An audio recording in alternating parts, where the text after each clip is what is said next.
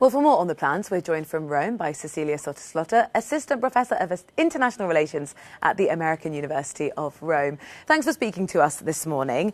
As we just heard there has been some criticism that these plans could erode democracy by reducing representation. What's your view on it? Well, quite frankly, I would start from the point that the savings that will be brought about by this reform is actually negligible, to be honest. So the estimate is that this reform will produce a saving of about 60 million euros per year. Just to give an idea to the audience, the current costs for operating the chamber, only the lower chamber of the Italian parliament is above 900 million. So it's really a negligible amount. We had just, our reporter there mentioned that it might be about 100 million euros a year. When it comes to actual implementing policy, any cost saving for Italy, which is in a country that is suffering a lot from its economic situation right now, any saving surely going to be a benefit, not a hindrance?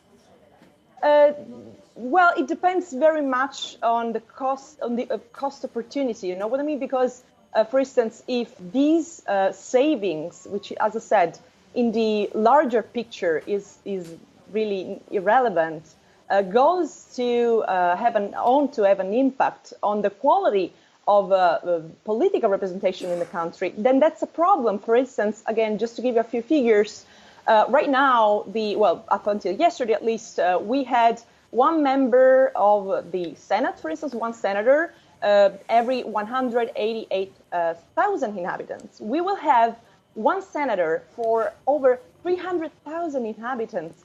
So if the question is to really, as the five-star movement claims, to sort of, get the parliamentary system, like the parliament, closer to its citizens, then, to be honest, it is questionable to take such a measure, because the risk you're is clearly you're suspicious of these motives, saying this is about saving money. So what do you think the real motivation behind this move was? But it's very clear. I mean, the main promoter of this reform is the five-star movement. They are desperately in need to show to their electorate that they are delivering on something.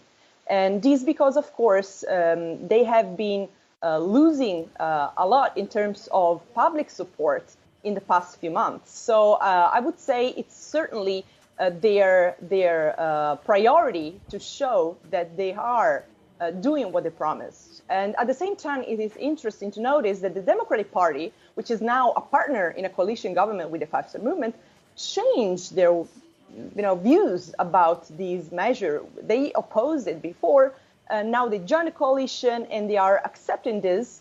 And this is one of the reasons could be that the five-star movement guarantee that these will be followed by a broader set of institutional reforms, which is one of the priorities of the Democratic Party. I'm afraid we're going to have to leave it there. Thank you, though, for talking to us. Cecilia Sottilotta, Assistant Professor of International Relations at the American University of Rome.